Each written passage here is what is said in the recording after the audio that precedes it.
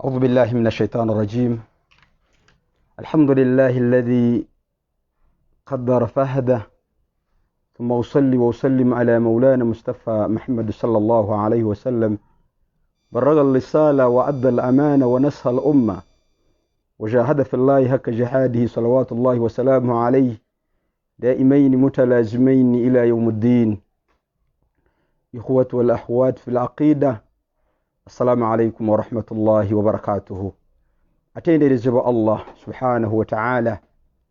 الله سبحانه وتعالى يجدا قبل تاجري لشنا أتاچرونغا ميزا chise wochitia yagerere nkoko nterivanga muji nati nagikolere nteekateeka evaamu etya way out.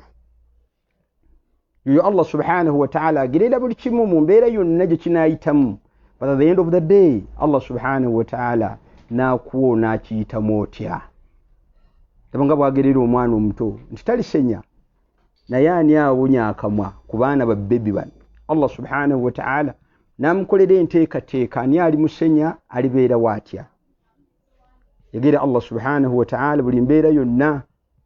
Yagerera abantu olwaleero nga batambula, sajja atambula n'ava ono n'atuuka ekawempe n'atambula n'agenda Namasuba, nga yamugerera omwavu mu kiseera ekyo alitambula, n'omugagga ekiseera kirituuka alitambula, naye ate n'amulungamiza aliyitamu atya nga taggweredde bigere. Yoyo Allah subhanahu wa ta'ala. Tumsalira omubaka sallallahu alayhi wa sallam, awagaid sallallahu alayhi wa sallam. Allah subhanahu wa ta'ala nga yamutuwa nga abanamugoberera bonna bajja kuwangula, abanamugoberera bonna tebajja kulumwa, abanamugoberera bonna bajja kugumiikiriza, abanamugoberera bonna bajja kwesiima olunaku luli. Tuvuula abasahaba ridwanullahi ajma'in abaatusooka bamugoberera nnyo buli nsonga yonna. Lunaku lumu nali nsoma ku Anas radiyallahu anhu nga lunaku lumu atunulira omubaka sallallahu alayhi wa sallam ng'afuna wuzu fa ahadha kiffatu min alma, bwe yakwata ekibatu ky'amazzi bw'ati fadakhalaha tahta hinqahu, n'akiyingiza wansi w'akalevu ke bw'ati wahallala bihi lihiyatahu, n'akitankuuza ekirevu kye. Anas radiyallahu anhu kyava amubuuza, ya Rasulallah, ako kookoze nga sika bulijjo nga sikategedde? Kyava mugamba sallallahu alayhi wa sallam naga nti hakadha amarani azza wa jalla, bw'ati bwandagidde Allah subhanahu wa ta'ala. Lidhan bamugoberera nnyo, tuvuula abawangula, tuvuula beesiima mu maaso ga Allah subhanahu wa ta'ala. Lidhan andaba ampuliriza ezaako okuba nti uba ogoberera ebyo nabbi sallallahu alayhi wa sallama byayigiriza. Our topic tonight inshallah, ensonga gye tugenda okulabako ku lw'embeera eno erabika olwaleero, buli otunuulira abantu bali stressed, bantu bakoowu, bantu bakaaba, abantu boogera ebigambo ebizito ennyo. Waliwo omukyala yanyumiza, yazukisa bba ku ssaawa 9 misana, namuga nti zuuka osaale ku dhuhuri, tonnaba kusaala. Naga nti embeera ani atagiraba, naazigatta kawungeezi, naazigatta essala, jazisaala lumu. Embeera eno ne Mungu agiraba. Tuvuula yatuggaliddewo emizigiti, kati mukyala gwe ndeka neebake njazigatta essala nzisaale lumu. La hawla wala quwwata illa billah. Mbeera bwetyo bweri, naasalawo njazisaala lumu. Abantu baddugala, tebakyayagala kunaaba, bantu bibateme bayomba.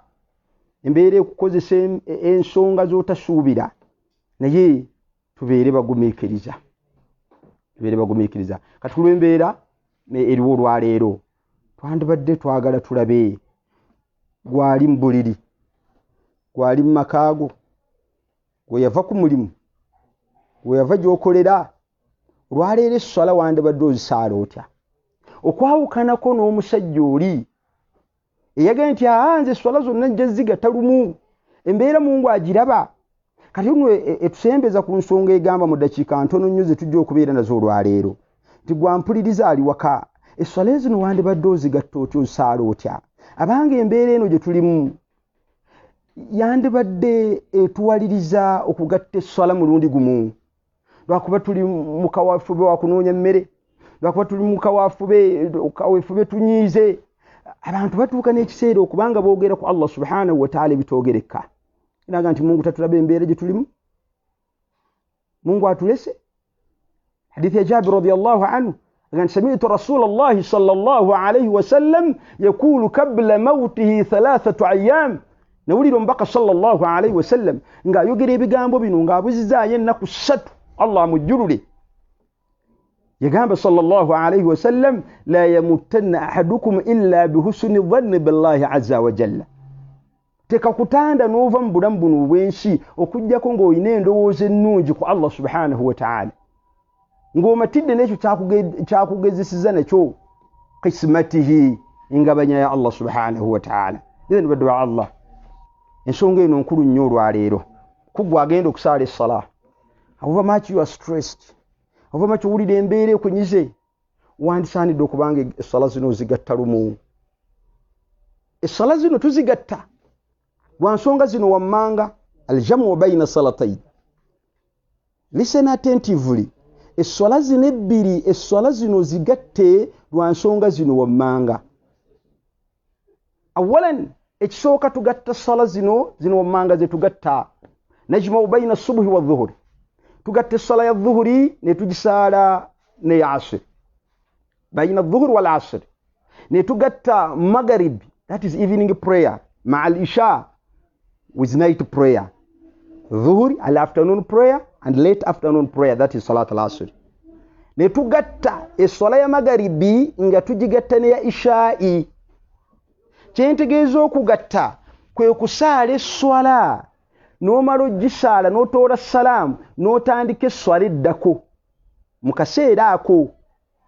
Kati olwekyo bullet number 1 bwe tuba tugatta esswala zino, tugatta esswala eya dhuhuri ne asri, ne tugatta esswala ya magharibi ne ya isha'i.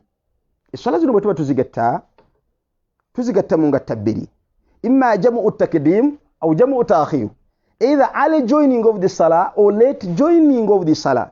Lwaki tulemedde ku nsonga eno? Abantu bali ku nsonga olwaleero nga abaasaalanga jamaa atawukana ng'anoonya muwogo n'awunzika ssaawa 2 nga tannasaala, naga zonna nja zisaala. Kati olwekyo ne tugatta essala ya magharibi ne ya isha'i. Bwe tuba tugatta essala zino, there are 2 ways. Bullet number 2, there are 2 ways of joining the 2 salas. Engeri 2 ez'okugatta essala zino. Engeri esooka jam'u takdim, early joining of these salas, okubanga osembeza eri etannatuuka n'ogireeta wano kwene etuuse, n'oddira essala ya asr etannatuuka n'ogireeta ku dhuhuri n'ogisaalira wano ku dhuhuri, yengatta esooka. N'oddira isha'i n'ogireeta ku ssala ya magharibi, engatta ey'okubiri jam'u ta'khir. Late joining of the salas, okukeereya n'oddira essala eno n'otagisaala ku lw'embeera gye tugenda okulaba mu maaso, n'ogisaala n'essala eddako mu maaso wali. N'oddira essala ya magharibi n'ogisaala mu kiseera kya isha'i, n'oddira essala ya dhuhuri n'ogisaala mu kiseera kya dhuhuri. Bwe tuba tugatta essala zino, bullet number 3, bwe tuba tugatta essala zino tuzigatta lwa nsonga zino wammanga. Halatul jamu baina salatayn. There must be the following reasons of joining the 2 salas. At least beerako n'ensonga emu lwaki ogatta. Bwe tunaasangamu nti gatta lwakuba oli stressed ng'ogenda mu maaso n'okugatta. But what I think is not there. Bwe tuba tugatta essala zino tuzigatta nga tugoberera ensonga zino wammanga. Awalan najma'u baina salatayn lisafari, lugendo, dijani. Otambudde olugendo. Abantu olwaleero batambula nga batambuza na bigere. Okutambula olugendo. Ensonga ey'okubiri, olugendo luno nga tukyali ku nsonga y'olugendo, olugendo luno mal masafatul qasr, what should be the distance of the journey? Fi lugha wala fi sharia, mu Luwarabu wadde mu sharia, in the law, as-safaru laysa lahu hadd. Olugendo luno tulina kikomo. La farqu bayna safarun tawil wa safarun qasir. There's no difference between the long journey and the short journey. Tewali njawulo wakati w'olugendo oluwanvu n'olumpi. What you call the journey is the journey. Kyoyita olugendo lwe lugendo. Safari, wanaita safari, ha? Kati kwe kyofiiringa nti lugendo lwe olugendo lwe tutegeeza. Tugatta essala 2 lwa lugendo. Ne tugatta essala 2 lwa bulwadde, sickness, al-mard. Songa yokusatu ne tugatta essala 2 lil matar, heavy downpour, nkuba, kuba, susse, y'amaanyi. enkuba matar eno bwe tugamba matar ebeera y'amaanyi, sometimes even destructive, oluusi eba eyonoona n'okwonoona. Tuyina giitha, then we have matar. Wamtarna alayhim hijaratan min as-samaa. So matar ebeera y'amaanyi nnyo, ebeera y'amaanyi. Ne tugatta essala bbiri nga tutuuse mu Arafa, bil Arafa. Soba Allah tutwale Makka, newankubadde tuli mu zahma eno gye mulaba, ne so Allah subhanahu wa ta'ala basi arekebeshe hali twende hijja insha Allah. Bwe tubeera mu Arafa tukirizibwa okugatta essala bbiri. Ne tugatta essala bbiri bil Muzdalifa nga tutuuse mu Muzdalifa. Ne tugatta essala bbiri singa tuba ng'omuntu yenna waliwo inevitable issue, ensonga etebeereka. Awo nno weewazibu nnyo, buli muntu yenna yumasi ensonga yo ezitoweetya, n'akuba bbulooka jaganda bankuba bbulooka zange n'abasaabwa mmeka ndyoke ngende mu kusaala. Ensonga erina okuba ng'ezitowa era nkuba kyakulabirako. Take an example, today people are treating our patients with COVID-19. Bagenze kuleeta omuntu nga wakwanguyira mangu. Should you delay the doctor? You are the only doctor in a medical center. Waliwo bamutuusizizza bagamba nti mukoleko mangu, omuntu ono ali bubi. Oli waddembe okubanga oleeta enniya n'ogatta essala bbiri singa omuntu ono aba wakukolako mu kaseera k'essala eno. Kano lwekyo essala zino bwe tuba tuzigatta tulina okugoberera obukwakkulizo buno wammanga. Wagenda okugatta essala, tulabye ensonga lwaki ogatta. Tugambe gatta lwa lugendo, gatta lwa bulwadde, gatta lwa nkuba, gatta lwa Arafa, gatta tutuuse Muzdalifa, gatta lwa nsonga etebeereka, inevitable issue. Ensonga ezitebeereka nyingi nnyo, security wise, zokubanga mutataaganye lwa security, newonzika nga tosadde essala ng'olina okubanga ogigatta. Bwe tuba tugatta essala zino, as I summon my point, olina okubanga bw'oba ogatta essala zino okugoberera obukwakkulizo buno wammanga. Akasooka olina okubeera n'enniya, intention. Enniya egatta essala bbiri nga tonnaba kutandika kusaala essala esooka. You must be having an intention. Enniya mahalluha alqalb. Alqalb ebeera mu mutima gwaffe, la yataallaqu bilisaan. It is not associated with the tongue. Teri ku lulimi lwaffe. Tetwogera nniya ku bigambo byaffe. Enniya, it is all about setting your mind to the particular salah you are going to perform. Tereeza ebirowoozo byo nti ngenda kusaala essala bbiri. Tekisooka. Olina okubeera n'enniya. However, singa ensonga ekugattisa esswala ejjira mu makkati wa swala gye listen attentively, singa esswala watandise esooka nga tolina enniya egatta esswala bbiri, but in the course of the salah, fi dhahiri sala, mu makkati wa swala n'ofuna embeera ekuwaliriza ku nsonga omukaaga ziri, ensonga ekuwaliriza okugatta essala, oliwo ddembe okuleetera enniya mu makkati wa salaawo. So even if it's in completion of the first salah, ne bw'oba ng'omaze essala esooka, assalamu alaikum wa rahmatullah, assalamu alaikum wa rahmatullah, ku nsonga omukaaga ne walabikawo ensonga emu, oli wa ddembe okubanga oleeta enniya egatta essala ezebbiri newankubadde omaze okusaala essala esooka. Ekyokubiri, walina okubeerawo ensonga, haalu min haalaati aljamu baina salatayn. Walina okubeerawo ensonga ku nsonga omugattisa essala akakwakkulizo kalamba. Abanga oli mulwadde nedda, abanga oli ku lugendo nedda, abanga enkuba yeekulemeseza nedda, abange oli mu Arafa nedda, oli Muzdalifa nedda. Waliwo ensonga etebeereka nti nedda, lwaki ogatta? Njagadde okugatta. By'ogatta tebijja kubeera bituufu. There must be a reason. Walina okubeerawo ensonga lwaki ogatta essala zino ebbiri. Akwakkulizo kakubiri. Akwakkulizo akokusatu, olina okuba nti salatul ukhra ne swala endala. So you must join the dhuhri with asr, maghrib with isha'i, not subh with any salah. So Allah subhanahu wa ta'ala tuwa bulungi ya Rabbi. Salah is our solution. Salah is our solution. That's why Nabbi sallallahu alayhi wa sallam yatulaga omuntu yenna bulwobeera mu bukalu nga bwe tulimu. You perform your wudu. You perfect your wudu. Nofuna wuzu yo n'ogitereeza bulungi. Mu mbeera eno etukaabya n'otunula mu kibula, and you manage to perform 2 units, n'osaala eraaka eziwera bbiri, oluvannyuma n'osaba Allah subhanahu wa ta'ala akumalira ekizibu kino kye tulimu, akumalira embeera eyo ekukaabya, akumalira embeera eyo ekwogeza obwama, akumalira embeera ekuleetera okuyomba waka. Embeera eyo erimbisa n'abantu. Musajja yatambudde n'agenda mu kibuga, akolera awo mu kibuga afumba katogo, n'akomawo eka wempe, byadde anyumya n'agamba nti nali simanyi nti mu kibuga kumpi. Tewabeerangako kumpi. Mbeera ekwogezesa n'ekutunuliza ebinyeebwa ku kawunga n'olaba bye bisinga okuwooma. Mbeera teri muntu atunula mu kibula n'osaala eraaka ezisukka eziwera ebbiri. Oluvannyuma n'osaba Allah subhanahu wa ta'ala, oluvannyuma n'omusaba n'omwegayira okugira ngo Allah subhanahu wa ta'ala akumalira embeera eno. Saba Allah subhanahu wa ta'ala atumalira embeera eno gye tulimu. Saba Allah atunyiga ebiwundu. Allahumma inna na'udhu bika min al-baras wal-junun wal-judham was-sayyi' al-asqam. Saba Allah atumalira embeera eno gye tulimu. Badwa Allah, in brief, that's how we are supposed to join the two salahs. Kati gwali waka lema kunyigiriza, lema kufaana na muntu akoye embeera noga Mungu naye agiraba kanzigatte n'oli okozesala nga Thurayya akokoliza akasembayo mu bukokolizo bwe tulabye kwe kuba nti swala zino there must be order at-tartib wal mawalat. At any cost, dhuhri is before salatul asr, maghrib before salatul isha'i.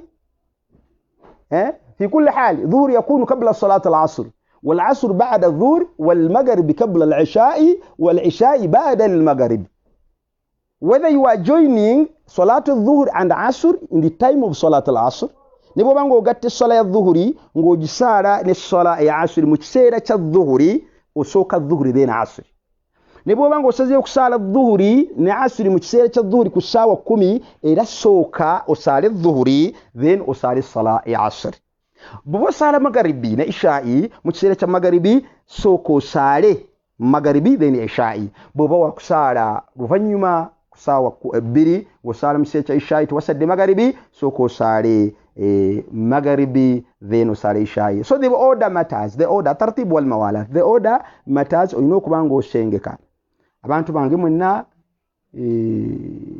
abalaba message eno please temugayala. Ne unyenye omuntu yebikka ku mutwe. Ne webaka ngolwa ngenche ogenda kusula enjala.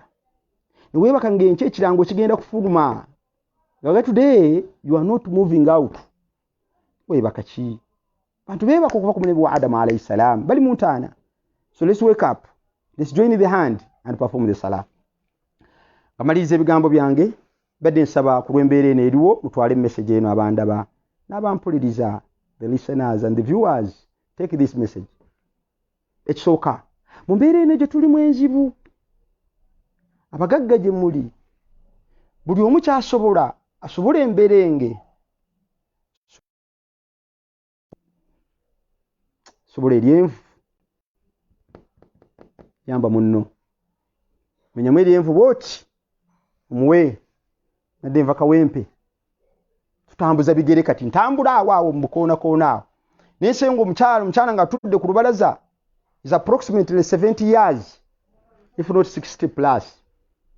Kyava antunuulira ne mubuuza ogenda okunziramu ng'amaziga gamuyitamu. Nga maama obadde ki? Nadde nkyambuuza kawalaake ne kafuluma ndowooza kazzukulu. Nga maama obadde ki? Nagamba enjala ennuma. Nagamba enjala ennuma. Ne mbuuza ki? Nagamba enjala ennuma. Baze akola mu security yagenze. We ate last evening sawa 12. Tunaawo sinaba kulya kantu konna ne muwala wange ono. Saagala kubabuulira nnyo kye nakoze, bare nagezizzaako ne ntambula nadde siinaawo kantu awo. Ne ngendako ku kaduuka ne nfunayo ke nafunye ne nkomawo. Kyalo kukakwata yakaabye maziga. Ani gw'oyambye? Abagagga muyambe ku bantu. Musa alayhi salam omusajja amutuukirira. Agamba ya Musa embeera ennyinza. Daba embeera gye ndimu obwavu bunnumye sikyabitegeera. Musa alayhi salam nga wadde oyagala tukole tutya? Naga nti gwe genda otwale message wa Mungu omutegeeze nti kaamaadi waabwe kuba kyakulabirako. Kaamaadi waabwe kamadda waabwe uno wanaafa. Musa alayhi salamu ategeeza omutonzi in brief akomawo nga alina message etegeeza omusajja ono ti Mungu akutegeezezaawo ina emyaka 40 ku nsi, 2 ga bwavu 2 ogaggawale. Choose your choice now. Osooka gya bugagga oba gya bwavu. Kyava mugamba bwannuma dda. Ndaba nga bwenfaanana obwavu bukuluma ne bwe weemette ekizigo n'okimala mu kikebe osiiwuka within 10 minutes. Osiiwuka. Bukwogozesa bukulowoozesa n'otuna n'ogaa nti oba abayamba baggwa mu nsi. Tebannategeera nti ngenda kusula enjala. Kyava akwata kyakwata n'akimuwa. Namga sooka olyeko kano. Aganti naye salawo ng'ogenderedde ku nsonga zino 2. Osooka ya bugagga 2 oba osooka gya bwavu 2. Eri ofune n'aga sente sooke zijje. Eri n'atoba ng'enjoga y'olwaleero. Allah subhanahu wa ta'ala namugonnomulako sente. Sente n'azimuwa, sente n'azifuna. N'eki kye yakola yategeera nti Allah subhanahu wa ta'ala yamuwadde n'atandika okuyamba abatayina mazzi n'abawa, abatayina ku kyakulya n'abawa, n'abakwatirako. Law tarahama an-nas ma kana bainahum ja'i'un wala ar. Singa tuyambagana teri yandika abyenjala olwaleero. Naye abantu baakaaba ku day 1 nga bagagga mwebali. المرء تحت ظل صدقته يوم القيامة. Ogenda kubeera wansi w'ekisikizo kya saddaaka yo. Kyava amuwa sente, Mungu yamuwa sente eziwera. N'alabirira abantu nga bw'abala emyaka. Yagenda okulaba yingira 19. Abantu baga nti jjabika ogenda kudda mu kabanda kaffa ka chapati. Sente zigenda. Agenda okulaba yingidde 21 baloope wa Musa abantu bazibu. Muntu omuwa amashanyalazi n'alingiza ku mita yo nga tekabala n'akuloope wa umeme. Omwagabba ng'obadde omwaga bwerere. Bamuloopa ne baga musajja ayingidde emyaka 21. What's the problem? Musa alayhi salamu ne yeebuuza ku mutonzi. Naga si byange. Mungu amutegeeza nti omusajja oyo yantegeera. N'ayamba kwa abatayina. N'abasiimuula amaziga. Muwadde emyaka 4 gyonna gya ssente. Look at the way you are helping people. Lwaki togulawo ekikomera? Gulawo ekikomera oyamba abantu. Yamba abantu. This time embeera gye tulimu hakuna kuchagua mtu Muislamu sio Islamu, Musilamu si Musilamu, buli omu yambe. Buli omu yambe. Naliko embalala of recent. Chara najja nakonkona ku muzigiti awo nga tebana siba mizigiti. Nanga nti abange mubuurizi weza nyamba, that is runyankole. Nyamba mubuurizi. Tene iza kusalamuka. I've not come to embrace Islam. Size kusalamuka naye ensonga endeese enjale nnuma. Ayambadde ekintu kyabwe ekyo cross. Seeka n'agamba nti abange mumpe ku ssente. Ne baweza emitwalo 2, kyalo okuweza emitwalo 2 babakoze nnyo. Olwo nasoma hutuba ne basonda nnyo. Ne baweza 10,000 ne baziyitira akakiiko baziterese batya.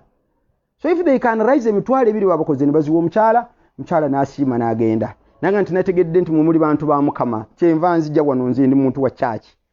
Muyamba abantu. Naku ntono nnyo nagenda okuddayo ng'omukyala yasiramuka. Tuyamba abantu. Ekirala kyengenda okusembyayo olwaleero. Baddu ba Allah. Buli ekikuleetera stress kyewonye. Kirwanyise. Tolingiza mu ffumbiro. Teweeretera mbeera ya kuyumba. Teweekyawa togaana kunaaba. Togaana mbeera yonna esobola okuyamba. Allah subhanahu wa ta'ala alina ffe. Mumiikiriza embeera eno yazze nga nzibu naye erimu akalungi. Ataatuulako n'abantu be waka olwaleero ogenda kutuula nabo. Olyeko n'abaana bo. Mbeera ebanyige wamu. Omuntu yenna anaagumiikiriza. Should they announce that you are not supposed to get out of your houses? Nti temuva mayumba gammwe ne bakirangirira olwaleero n'ogumira mu nnyumba yo olw'obutalwaza abantu bonna. Bwe babuuza omubaka sallallahu alayhi wasallam embeera eyo yaliwo. Nsinga embeera eyo erabika ta'un yaliwo. Bamubuuza omubaka sallallahu alayhi wasallam. Aisha radhiyallahu anha mtegeeza nti embeera eyo singa ebeera bise. omuntu yenna famakatha fi watanihi n'owangaali n'osigala mu nnyumba yo n'osigala mu kyalo kyo n'osigala mu ggwanga lyo nga kikyotya okusaasaanya obulwadde, Allah subhanahu wa ta'ala agenda kuwa empeera ez'enkana omuntu afiiridde mu jihad.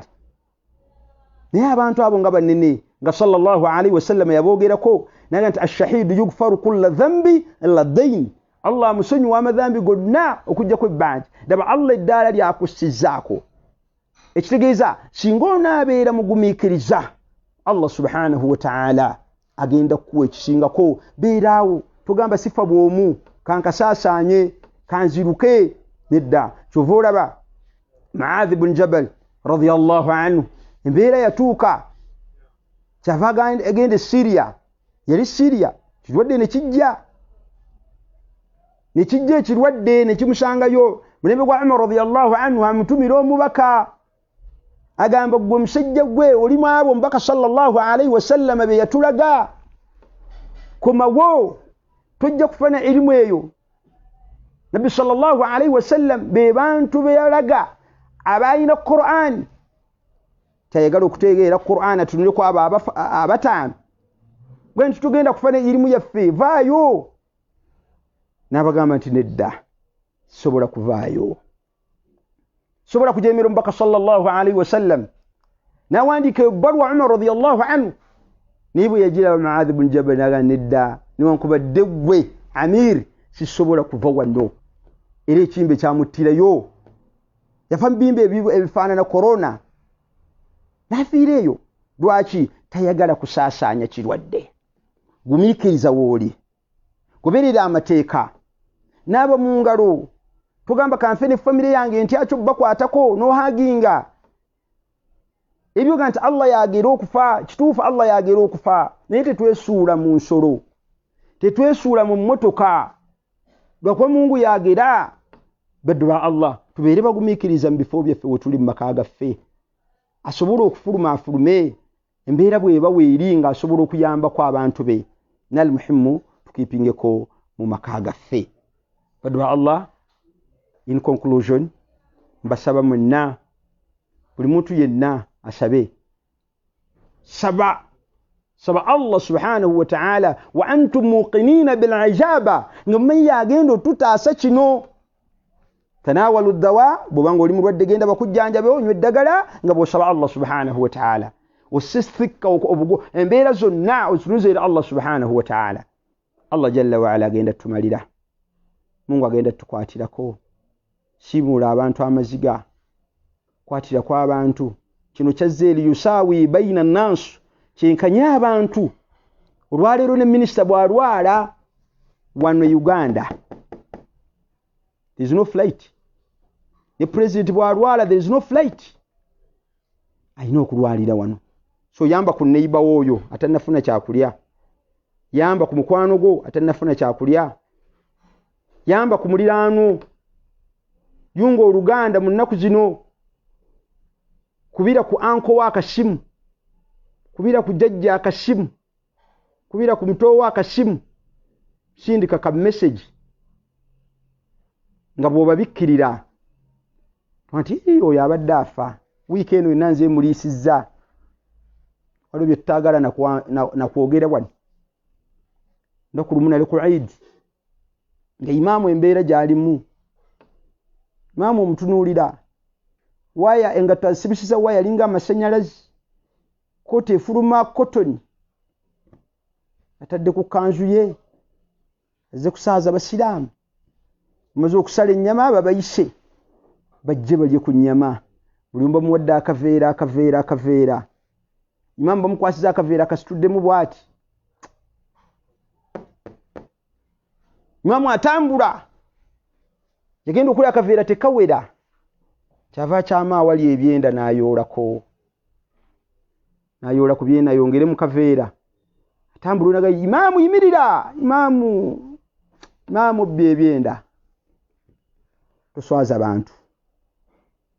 Man satara muslima, anaabikkirira munne mu mbeera gy'alimu, Allah subhanahu wa ta'ala agenda kubikkirira ku yawma ma, olunaku luli. So tusaba Allah subhanahu wa ta'ala We humbly request Allah subhanahu wa ta'ala the answer to the seekers, the kind, the fountain of easiness. Atukwatireko, atumalire ebyaffe, atulisa, atunywesa, atwambaze. Mungu bw'oba tutulisiza teri agenda otulisa. Mungu bw'oba tutunywesa teri agenda otunywesa. Gwogera n'oyisa abantu mu mbeera. Gwogerera n'akanyonyi, just a mere bird. Akanyonyi ako koolaba tekalima kalya kakkuta. Akanyonyi tekagenda mu ddwaliro. Akanyonyi tekalwala corona despite of their big numbers in the nest. Bungi nnyo. Naye tebulwala corona. Mungu abulabirira, Mungu abujjanjaba, Mungu abuwa emmere. Allah subhanahu wa ta'ala gw'oyina amawanika gonna. Aneesigamira Allah agenda kukumalira.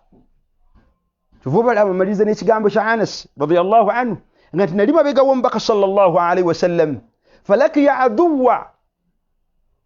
aduwa sallallahu alayhi wa sallam n'asinkana abalabe face to face with enemies n'abasinkana bw'ati sallallahu alayhi wa sallam.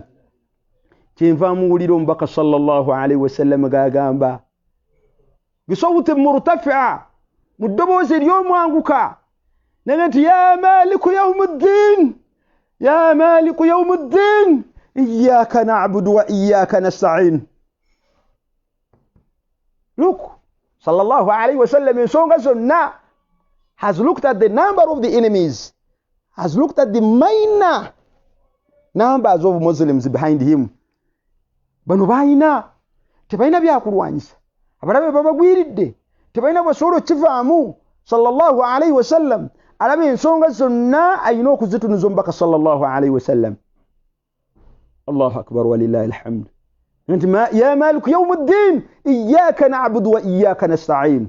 Aganti faqad ra'aytu rijalun nalaba abasajja abaali wali abajja okutulwanyisa tadribuhum almalaika min bayni aydihim wa min khalfihim. Nga ndabe bijambye basitula kw'enshingo. Allah subhanahu wa ta'ala amulwanirako. Allah agenda kulwanirako na ina mukwano gwange Qasim. Qasim jole ahabbaka Allah. Allah kwagale.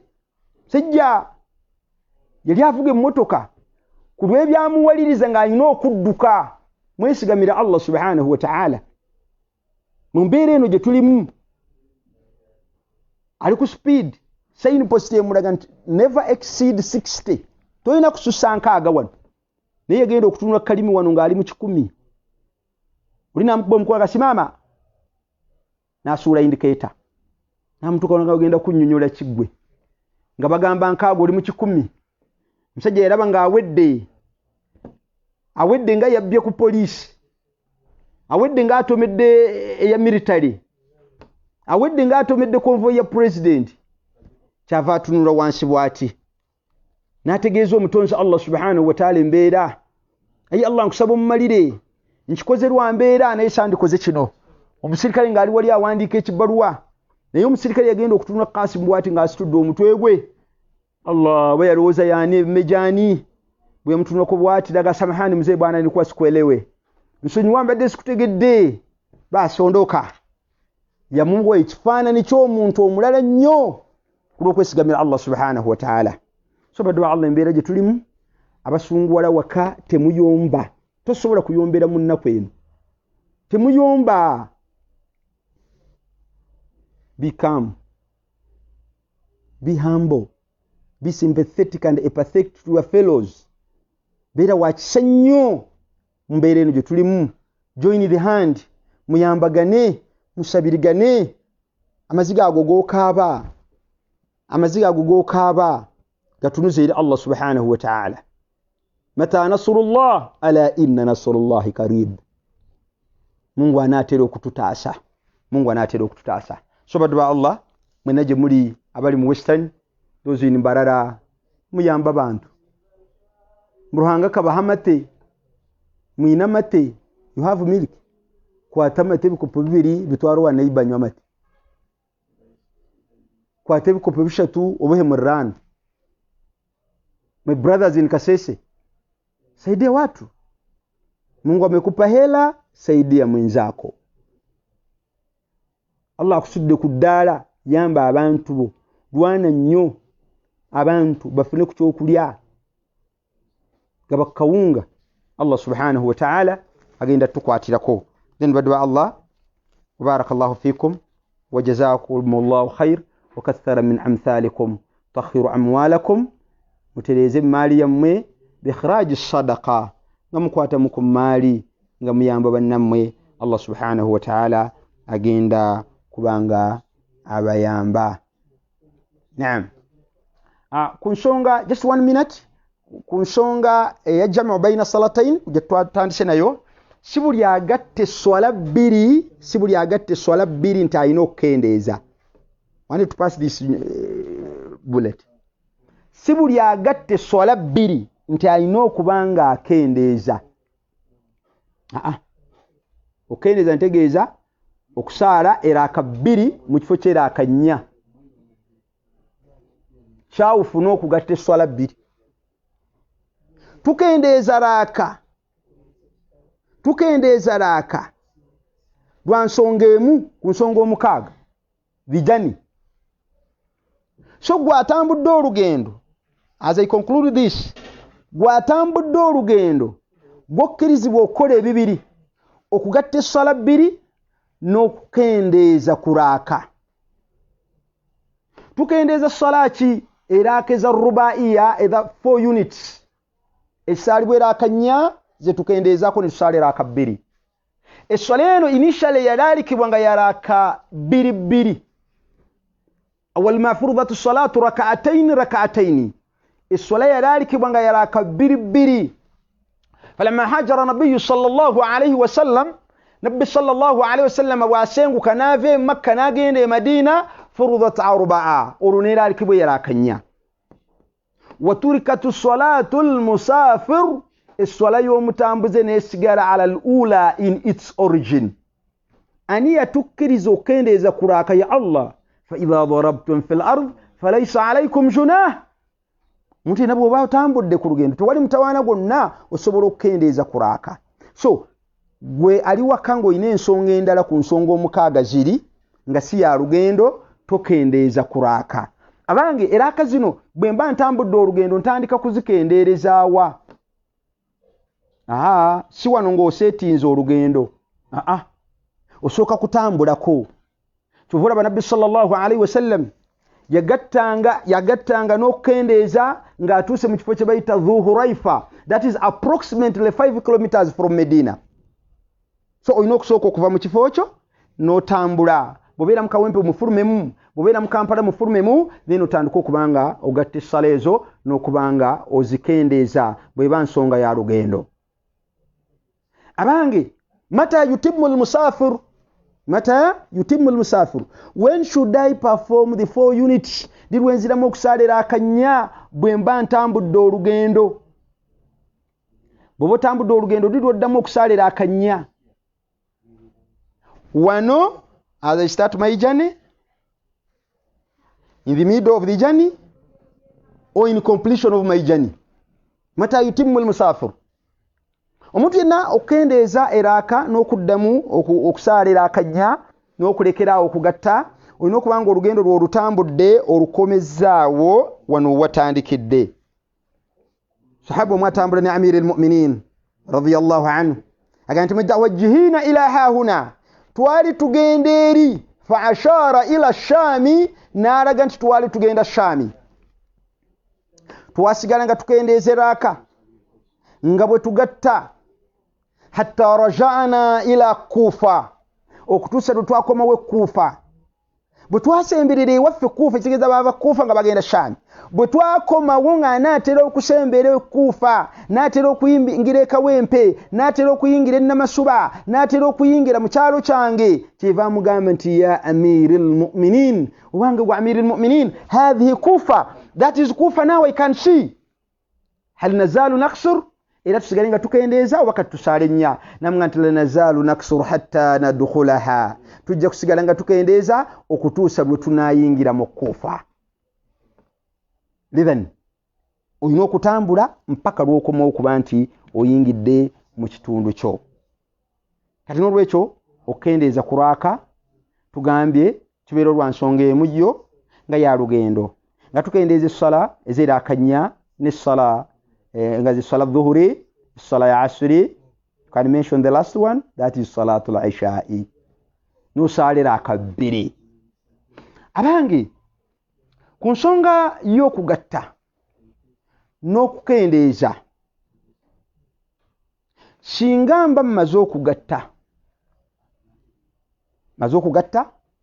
essala zange ate ne nsanga awali jama dy omuntu lwasaanidde okusaalira akannya, however much agwa mu nsonga zino omukaaga. Singa zino ensonga zibeerawo wammanga, osaanidde ate okusaalira akannya, however much ensonga zino omukaaga oziguddemu. Omusiraamu ampuliriza, omusiraamu andaba. Listen attentively, this is an issue. Nsonga nkulu. Oli mulwadde, oli ku lugendo, otuuse Arafa, Muzdalifa, nkuba, nsonga eteebereka, ddi lw'osaanidde era okusaala nnya newankubadde ensonga ezo zibaddewo. Ekisooka, singa oba osadde essala, ng'essala gy'osadde ogisaalidde eno waka ewwo, n'ogenda n'otambula olugendo, wasadde dhuhuri nga tonatandika lugendo, otuuse Masaka, n'ogenda okujjukira nti essala gye wasadde wagisadde biduuni wudhu nga tobadde na wuzu. Essala eyo ogisaala in its origin nga bwebadde, kuba tebadde mu lugendo lwo. Secondly, omuntu yenna alina okusaalira akannya newankubadde ensonga omukaaga ziri afunyeeko gy'afunyeeko, singa omuntu ono aba asaalidde mabega wa muqiimu k'oyo imaamu nga tatambudde lugendo. Otambudde ogenze e Masaka, tuse Masaka abantu bano basaala jamaa, oyagadde okusaala nabo, bw'osaalira mabega wa imaamu osaanidde okusaalira akannya, however much oli ku lugendo.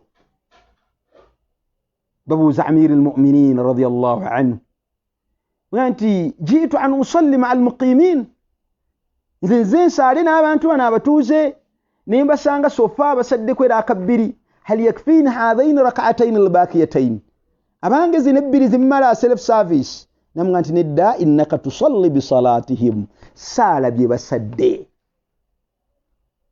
Okujjako nga singa gwe obasaazizza abatuuze akuba mu maaso awo wakaluba mimbali awo olaba nga awangu, otuuka mu muzigiti nga imaamu teyazze, oli mu kanzu onyirira.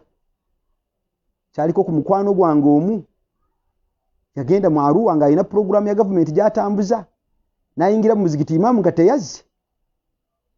Lunaku lwa Jjuma ne bamusemberera, anyirira naye tabisobola. N'agamba bano mbawonye ntya? Yasalawo n'ayogera olulimi lwe batamanyi, naye nga talumanyi alwogera. Parata parakakala yuria kara papalala parakera. Nga ne bamugamba kiddemu takisobola. Awone bano. Yene baga tusaale dhuhuri, no tabimanyi. Bamala okusaala dhuhuri, naye n'asaala dhuhuri. N'agamba abantu mbagambe ntya? Ate bwe mbagamba programu yange wajjaga bwedda abimanyi naye yatidde. Yasirika programu n'emulema. So what am I saying? Nti oyinza okulemwa okuyingira, oyinza okutuuka mu masjidi nga gw'osobola, abaliwo bonna nga batuuze, ne baga tusaaze. Basazeewo okubasaaza, oli waddembe okubasaaza eraaka bbiri. Eraaka bwe zibeera nnya n'obasaaza bbiri n'otoola salaam ne bajjuza eraaka zaabwe. Kama faala Umar radiyallahu anhu lamma salla bi ahli Makkah. Nga Umar radiyallahu anhu bwe yasaaza abantu b'e Makkah, salla bihim rak'ataini, yabasaaza eraaka bbiri. Thumma sallima, n'atoola salaam, nabo ne batoola salaam. Kyabaga nti ya ahli Makkah, abange mu abantu b'e Makkah, kum wa timmu salatukum, musituke mujjuze eraaka nnya, nze ne bannange twatambudde olugendo. So there is no reason why you should quarrel with the colleague nga mwatambudde olugendo. Teri nsonga lwaki muyomba. Bw'aba afiiringa lugendo gyali, bw'akusaaza, waddembe okusaaza eraaka bbiri, bw'atoola salaamu nawo n'osituka n'ojjuza eraaka nnya. Bw'omusaaza gw'agamba lugendo, musaaza eraaka bbiri, toola salaamu, ajjuza eraaka nnya. Bw'akusaaza ng'agamba si lugendo, akusaaza eraaka nnya, naawe okigumira osaale eraaka nnya. So, ensonga y'okuba nti olugendo lwenkanawa eyo tugirabye olwo ebintu ebiramulwa okusinziira ku urufu y'abantu etegeera y'abantu. We don't count the miles that they are supposed to be approximately 48 and whatever. Gwe feeling nti lugendo ku ntegeera yaffe olwaleero wano kati wano ndi mu kibuga Kampala teri muntu asobola nga nyina olugendo nga ndi wano ne bamubuuza olugendo oddawa ne bamutegekera bulungi nawunzika abaga nti ngenda ku ssaawa ya Queen. Omusajja ono olugendo alutegeera. Kati gwe feeling nti lugendo, that's the journey. Whatever you feel is the journey, mu sharia lwe lugendo. Please tobeera ku nsonga yonna ekutawaanya ekyo kyennyini ky'oba okola oba otambudde olugendo saalira akabbiri. Lwaki? Bittibai sunnati rasulillahi sallallahu alaihi wasallam. In conclusion therefore, lihitama singa osanga abantu mu muzigiti abantu bano oba olina ekifo ky'obasanzeemu ng'abantu basaala naye abantu bano tutegedde batuuze oba batambuze. Gwe ne bw'oba ng'oli mutambuze kasita obuusabuusa asaalidde mabega waabwe saalera akannya. Twagendanga entebe ku kisaawe osanze abantu basaala jjama mu kibangirizi ne weebuuza bava mu kitoolo wano b'entebe wano balinze bulinzi muntu waabwe oba batambula lugendo. Bw'olemwa okusalawo saalira mabega waabwe saalera akannya. Lwaki? Lwa nsonga nti abantu bano totegedde basaala ba lugendo oba tebali mu lugendo. Singa oba osaalidde mu muzigiti oba mu kifo kyonna w'obasanze olwaleero tuli mu mizigiti nosanga abantu basaala jjama niwo otambudde olugendo okkirizibwa okuba nga osaala nabo nosaalera akannya newankubadde esswala omaze okugigatta osobola okuba nga ofuna ku jjama.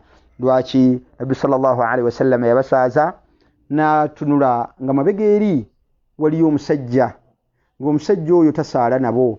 Kuba Nabbi sallallahu alaihi wasallam yalina obusobozi obulaba n'abo abali mabega we newankubadde tatunulayo. Era lunaku lumu Nabbi sallallahu alaihi wasallam kaada an yukabbaru yali anaatera okusitula emikono faraa arrajula n'alaba omusajja mabega eri kad baadiya sadrahu ng'ekifuba kye kisusse ku bya banne kyava azza emikono wansi naga ati ibadullah abange mubaddu ba Allah la tusawwuna sufufakum you must straighten your rows aw la hilfanna Allah bayna ujuhakum. Mulina okutereeza ennyiriri zammwe bwe muba temukikoze Allah will cause disagreement among you. Kikyenkulaga Nabbi sallallahu yali asobola okulaba ne bano abali mu mabega. Kati yaraba omusajja ng'atudde eri nga tasaala nabo kyava mbuuza naga nti ya mihijani wange gwa mihijani nga bamaliza essala naga nti ma manaaka an tusalli kyekikuganya okusaala naffe alasta birajulin muslimi anti yo muslimu toli musiraamu naga nti ndi musiraamu lakin kad sallaitu fi ahli mbadde maze okusaala n'abantu bange. Era yamulaga nti bw'oba ozze mu muzigiti newankubadde omaze okusaala walaw kunta kad sallaita newankubadde omaze okusaala n'osanga jjama okkirizibwa okuba nga oddamu n'osaala nabo jjama. وبارك الله فيكم وجزاكم الله خير وكثر من أمثالكم. نسأل الله العفو والعافية. نسأل الله سبحانه وتعالى يتقبل دعاءنا. نسأل الله سبحانه وتعالى يتقبل دعاءنا. الله كرزوك سبكم سبا الله تتاسب الودي بتتجيركك الله تليسا تنيسا توامبزا تكواتيدكو بابا تبتكوليدي تدياسو بتكوليدا.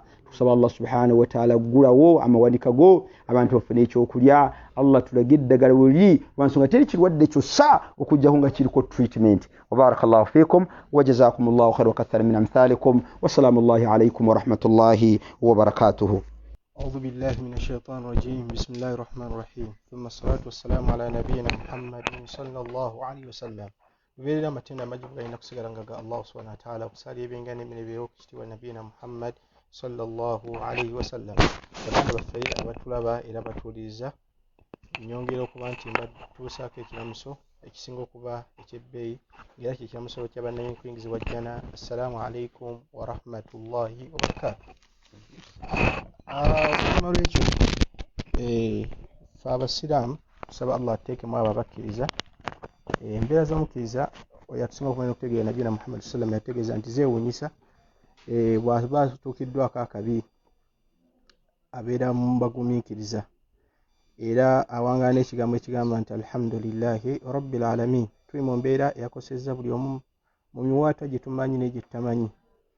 Abamu bali mu biwoobwe, abalala bafunye pressure. Nina omugagga omu gwe sitajja kwogera linnya mu ggwanga lino, yafunye pressure olw'ensonga nti yabadde ne contracts ezeewera ez'abantu abantu 8 n'ezisazibwamu olw'endwadde eno. Ensimbi z'abantu bali baba nga bazeetaaga, ate awamu n'ekyo nga naye ensimbi we yazifuna yatandika okuzikozesa emirimu gye. Embeera efaanagana bwe batogiraba kati buli mulina bwemunyize, naye tusaba Allah oyo yasinga okumanya ddi lw'eneekoma. Tusaba Allah agitutaaseeko era atulongoose mu ebyo byennyini nga bw'otadde tokirowoozanga nako. Eggwanga lirina okubeera nti litambulira ku mateeka ga shariya. Eddiini y'Obusiraamu olw'obujjuvu bwayo eddiini yokka erabise mu kaseera kano nti buli kyonna ekiriwo yakyogerako dda era yakisomesaako, tekyazze nga kyakibwatukira, wabula kiri mu ebyo ebiyinza okuba nga byeyawulidde. Abantu abamu be baliwa be bamanyi abadde bafaayo okulondoola n'okusoma n'okujjukiza ebigambo by'omubaka Nabiyina Muhammad sallallahu alaihi wasallam. Bwe kiba nga kiri mu bigambo bye nti ensi eno enkumi eterituuka okuggyako ng'efugibbwa amateeka g'Obusiraamu, bisaaka tuli mu kujarrabako butya shariya bw'eyinza okutambula. Teebereza abantu okutambula nga mutambulira ku bukwakkulizo oba n'endagiro y'Obusiraamu. Ekyokulabirako essaawa kati ennyambala y'abantu yakyuse, obuyonjo bweyongedde, amateeka baganywezezza, omwenge oba amabaala gaggaddwawo, ebifo ebimanyiddwamu eby'obuwenzi biyimiriziddwa, zaala takyatambuzibwa. Allahu akbar. Ekyo tekisobola kulowoozebwako okuggyako al-Qahhar oyo omukasi w'embeera nga yasoose okubeera nti akiteekateeka.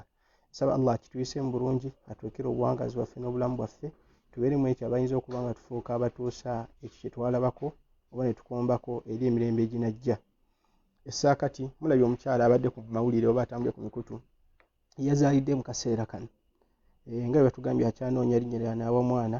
Saba Allah mulonderewo erinnya eddungi, tumwewaza abo abamulinaanye muntegeeze tatuuma ebintu eby'okukola amawulire n'asalawo okutuuma omwana erinnya mbu korona. Ebyo tebikola.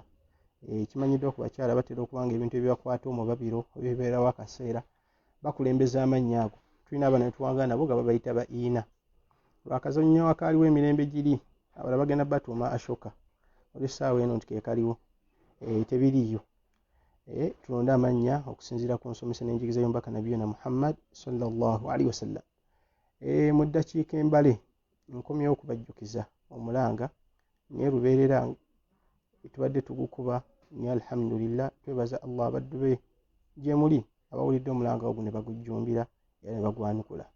Tukulembeza okubeebaza nga tusiima ffe ng'ebitonde ne tubasabira oyo Allah nannyini mawanika ageyawulidde okubeera nti gwe tegakalira wadde okuyuugamu lubeera gabeera majjuvu. Tusaba Allah abaggulirewo era abagabirire.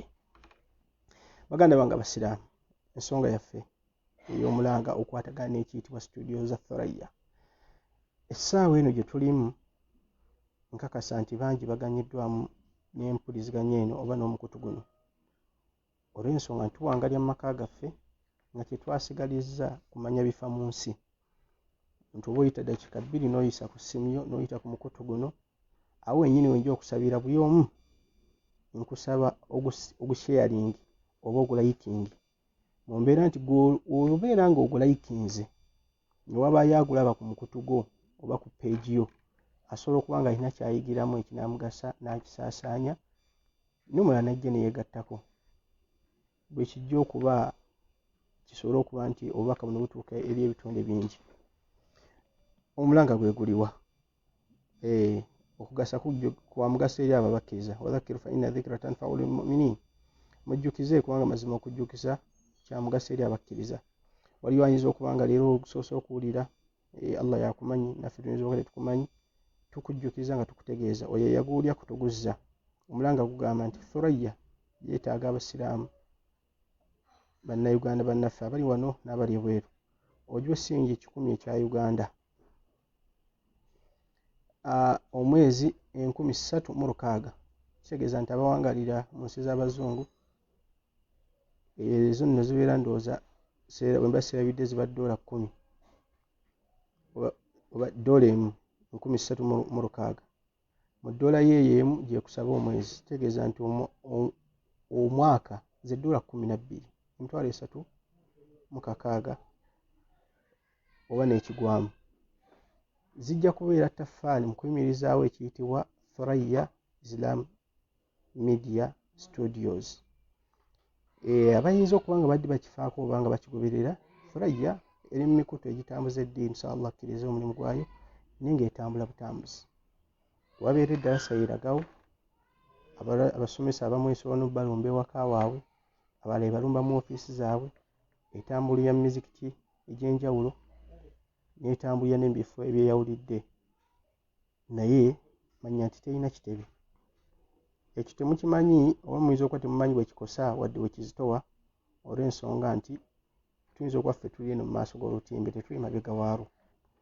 Tolina birowoozo biyinza kufuna nti abaffe bwe biba nga essaawa ne batutuusaako obubaka abaffe baategese ekifo ekyo. Okutegeka ekifo ekyo kyetaagisa nsimbi, okutegeka ebyuma ebikwata kyetaagisa nsimbi, kye tuyita omuwaasolo oba transportation kyetaagisa nsimbi. Ekifo ebimu oyinza okwesanga bipangisibwa, ebyo byonna tebisobola kubeera oba kuyimirizibwawo okuggyako ng'omuntu ojjumbidde nakubeera nti olina ensimbi. Tubakakasa nga tubajjukiza nti teriyo bafanda baayo beeyawulidde era tukirowooza weewaawo abamu bayinza okutambuza amawulire agayitayiko butuufu. Bafanda baayo ye mmwe abasiraamu abagiwuliriza era abagigoberera. Ekikumi kyo ky'osobodde okuwaayo khalisatan liwajihillah ng'olubira Allah okukusiima, manya nti ly'ettaffaali eriyimirizaawo ddaawa eno gy'olabako oba gye bagabana abasiraamu banno yonna gy'etuuka omulimu oguyimiriddewo ku lulwo. Wano wasobola okuyitirawo omulimu oba omulanga ogusobola okufuukira sadaqatul jaaliya ne gugasa abasiraamu omuwendo gw'otamanyi wadde gw'otayinza kulowoozaako. Nkuba ekyokulabirako, singa Thurayya etuuka ku makya neetegeeza abasiraamu tenkya waliwo omusomo ogukwatagana n'okusiiba, kuba kyakulabirako. Abasiraamu bangi tusiibye ebisiibo nga tulina mu myaka, oyinza okuweza emyaka gye 6 tetulamula yalwo nfune bulungi, naye nga mu myaka gye 6 tolina essomo gy'oli osiibye nga ntuufu. Oba omuntu n'owangaala ng'obadde osaala esswala naye nga mu swala z'osaala obadde tolina esswala ntuufu. Kankuba ekyokulabirako, lumu twali nga nkyali Madiina nga tusoma mu yunivasite, Sheekh yanyumya ekyafaayo ekya mukwano gwe baali basomesa naye mu yunivasite y'e Madiina. Agamba nti mukwano gwe yakimanyi oluvannyuma lw'emyaka 20 nti mukyala we, teebereza mukyala wa Sheekh ali mu yunivasite y'Obusiraamu ye yatuukibwako kino. Omukyala baba bali ne Sheekh boolekera e Makka bava Madiina, waliwo mayizi 420. Mu lugendo ne batuuka we bagenda okusaalira. Omukyala n'agenda eri mu bakyala, Sheekh ng'alina kusaalira eno basajja. Esswala zaali 2 ze balina okugatta, salaatul magharibi ne salaatul isha. Mu kugatta mukyala wa Sheekh agamba nti bwe baatula tahiyaatu esooka, agamba nti abuuza bbaawe nga bazzeeyo mu mmotoka, n'amugamba nti kiki ekikuviiriddeko obutasalako magharibi? Sheekh n'amubuuza nti obadde kikyotegeeza? N'agamba nti nkuwulidde ku magharibi tutudde eraaka 2 n'osituka olwoteeyo 3. Lwaki okuziba otyo? Sheekh n'amubuuza kikyotegeeza? N'amugamba nti magharibi yange nze mpangadde ngisalako. N'amugamba ogisalako oti? Lwe mbeera mu lugendo magharibi ngisala eraaka 2. Emyaka 2 ge bamaze mu bufumbo, oyo nno mukamwalimu. Ekyo okimanyi nti wali omusiraamu asobola okuba nga adde kyawangaalirako naye n'akitereezebwa na Thurayya nga yetuusiza eddoboozi ly'omwalimu akitereezeza oba akisomeseza mu butuufu. Fabaka Sheekh n'akaaba nga yeewuunya okuba nti eddiini afuddeyo gisaasaanya wabweru naye nga tagituusiza mu maka ge. Kati njala okitegeere nti mulimu ebintu bingi nnyo ebisomesebwa wano. Abawalimu ne batuuka okuba nga bakava mu studio, oli n'amukubira essina nga Sheekh kyogedde ekyo gye kiri, ekiba kikola batya? Wallahi we gusoose okkiwulira. Kakasa nti ettaffaali lyo mu kuyimirizawo studio za Thurayya lijja kuba ddene nnyo mu kuyimirizaawo ddaawa mu Busiraamu ne mu kunyweza n'okutereeza n'okulongoosa obusiraamu bw'abasiraamu bannaffe. Etuuka mu bifo bingi, mugirabye ng'egenze e Mbale, mugirabye ng'egenze e Mbarara, mugirabye ng'egenze e Kayunga n'ebifo ebirala. netwala bashekhe bannaabwe bashekhe mujje tugende tuuse ekigambo kya Mungu mu kifo kino nabo oli muni bakkiriza naffe abasigadde gye tusigadde ntuwuliriza naye kakasa nti amaanyi gatuuka ne gaggwawo naye kino singa munaatuyamba ne mukijjumbira nemwanukula omulanga guno binaabeera mu nsonga ezisobola okuba nga zikendeeza obuzito n'embeera efaanaganako bwetyo ey'okubeera nti abantu bajja tutuuka okufuna obwangu mu kusomesebwa n'okutuusa eddiini nga bwalimu bwe basituuka ne bajja mu kifo kimu olwokuba nti studio we ziri awo ng'omulabye ebintu by'obusiraamu emitima giba myanjulukufu nga bwe mulabye nti abasiraamu ganyiddwa mu Salaamu TV ey'okutuusa busiraamu ontaba mujja we waba aba muganda we mu kutuusa obusiraamu nga bw'olaba nti omuzikiti gwe wammwe n'omulimu gye guli si mwejja ku gunnaago wabula gyombi muganyulwamu teeka ettaffaali yo mu Thurayya nkusaba ojjumbire ng'okulabe bati owuliriza bingi bakuddiŋŋanye naye nkusaba tokoowa era teweetamwa okuyimizaawo ensonga z'obusiraamu beesiimye abo abazijjumbira kubanga kiribeeramu ebyo balisanga eri Allah subhanahu wa ta'ala ne bakakasa oba ne bejjusa nti abaffe singa twawaayo ekisingako wano nja kukusaba kwata essimu yo ku nnamba okuleka mobile money okwate ensimbi z'oyagala okuteekayo ku akawunti yo eri Allah subhanahu wa ta'ala gino gye gimu emirimu gy'oteekamu ensimbi ng'okakasa nti ddala tegugenda kusukka wadde okusomoka ensalosalo z'obusiraamu z'ensimbi tebazikoowoola oba tezigenda okwayo tezigenda kuyimirizaawo bwonoonefu wabula ziriwo okulongoosa nakutereeza ddiini eri abo baganda baffe abayinza okuba nga tebannagimanya oba okuba nga tebagitegeera muyinza okuba mu temukigenderera olwokuba temuyinza okuba temufolowinga comments omwo mulimu baganda baffe mu buntu nga si baddiini yaffe y'obusiraamu naye nga baganyulwa era nga bagasiddwa nga beebaza Thurayya abamu bagirumbana mu inbox naga nti wallahi mutubuulira ebigambo eby'amagezi si kwewaana oba kwesa okukulumya obusiraamu yenkizo yaabwo yeddiini yokka esobola okunnyonnyola buli nsonga ng'egirinako obujulizi fabiha wa ni'ma tusaba Allah atukumire mu kyengera kino ekisinga byonna ekyengera ky'obusiraamu alhamdulillahi rabbil alamin bwe kiba nga tusobodde okuba nti omukutu guno gugasa n'abatali basiraamu lwaki gwe omusiraamu gwe kennyini si gwe asoose okujjumbira okuyimizaawo omulimu guno libeera ssanyu nakujaganya nakwesiima nankulaakulana senga ekyo kinaatuukibwako nkusaba oyanukule ng'okutta essimu yo eya mobile money onyigeko eno ennamba oweerezeeku ky'onooba osodde 0705